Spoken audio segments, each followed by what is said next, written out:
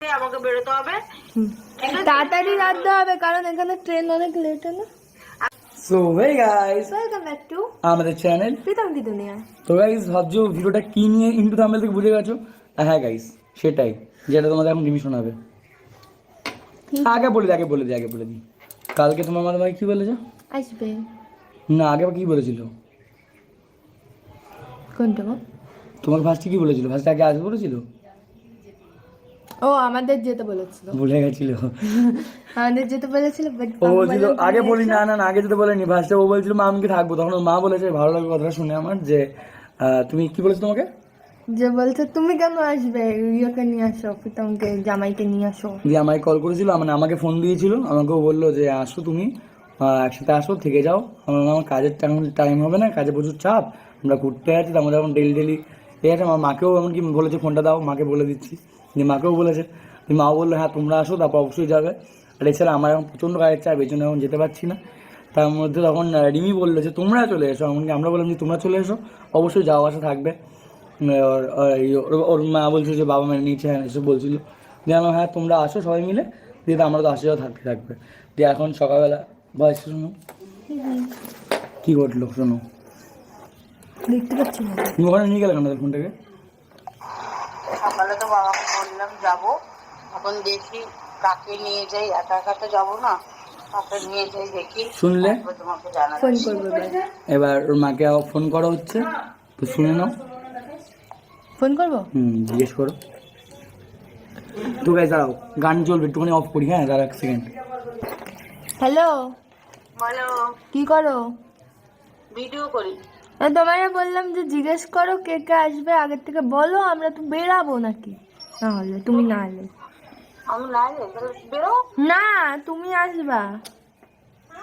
ওই দেখ, তুমি আসবো, আমি এখন দেখি কে যায়, কেউ না, একজন দুজনই যাবো। ওই তো জিজ্ঞেস করো, ফোনটা নিয়ে যাও ওইখানে। নেই বাড়িতে, দাওয়া দাওয়া কেউ নেই?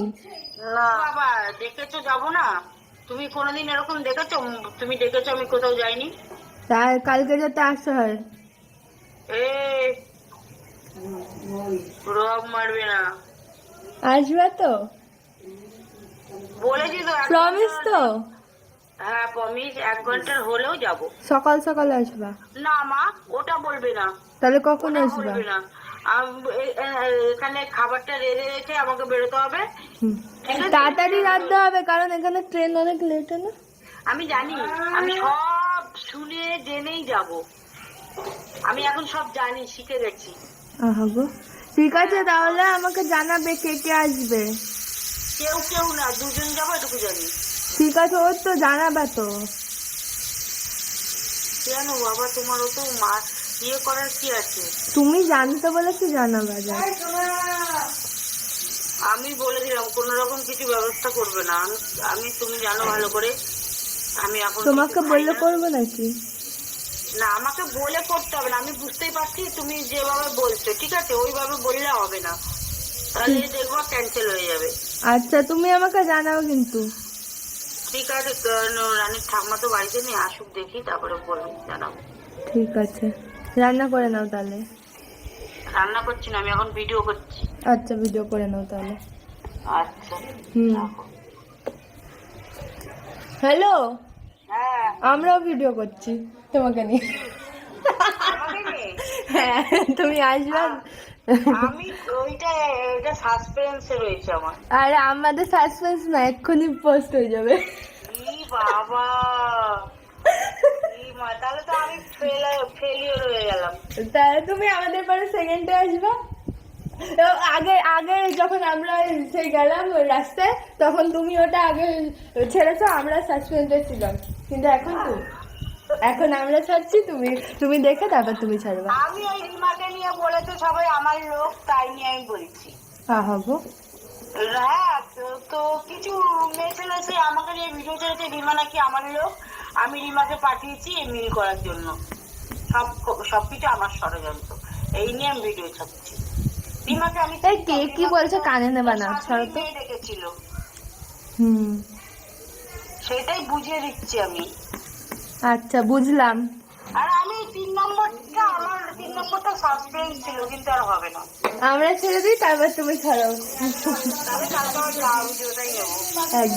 হ্যাঁ, তোমাকে বারবার বললাম সেদিন দাও ফোনটা।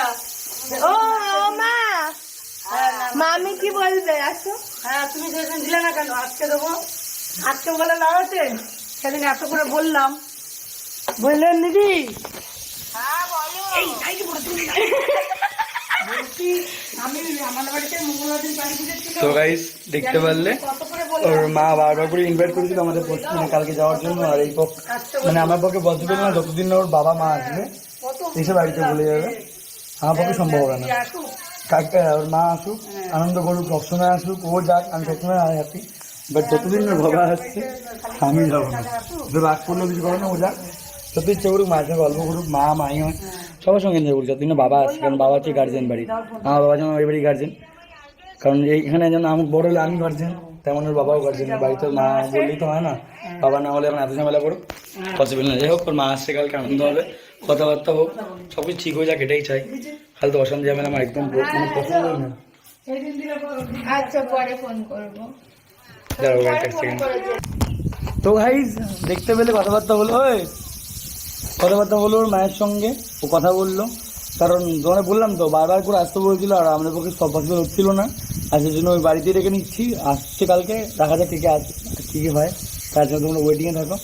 আর হ্যাঁ, মানে ব্যাপারটা 1 বছর 2 বছর পর মিল হতে চলে, 1 বছর বলে বিয়ের পর 1 বছর পর মিল হতে চলেছে। এত ঝামেলা অশান্তির মধ্যে, এখন ঝামেলা অশান্তি আমার একদম পছন্দ নয়। আর যে জিনিসটা কী করে যাইছে যদি বড়রা, তার মানে হ্যাঁ এটা বলি মা বাবার সাথে মিল হওয়ার আগে এর সঙ্গে আমার ঠিকমতো মিল নেই। এই সবচেয়ে ঝগড়ুটা মেয়ে, মা বাবা সবাই ভালো, বাট এই ঝগড়ুটে, এর জন্যই যত অশান্তি হচ্ছে। হ্যাঁ, আমি দেবো, আমি বলছি এই ঝগড়ুটা, এই মাসে ঝড়া বাঁধায় আমার সঙ্গে। আমি একা ঝগড়া করি, একা বলো তুমি। এই চুল ছাড়, অ্যাকচুয়ালি মা বাবার সঙ্গে আমার ঝগড়া এখন কারণ আমি নিয়ে একা নইলে ঝগড়া করি। ও বাড়ায় ঝগড়াটাকে, ও বাড়ায়, মানে একটা কথা বললে আমার ডবল জবাব দেয় মুখের উপরে, এই জন্য ঝগড়া হয়। কোনো কিছু মেনে নেয় না, দেখেছো, কোনো কিছু মেনে নেয় না। আমি একটা কথা বলতে গেলে 10টা কথা উত্তর দেয়।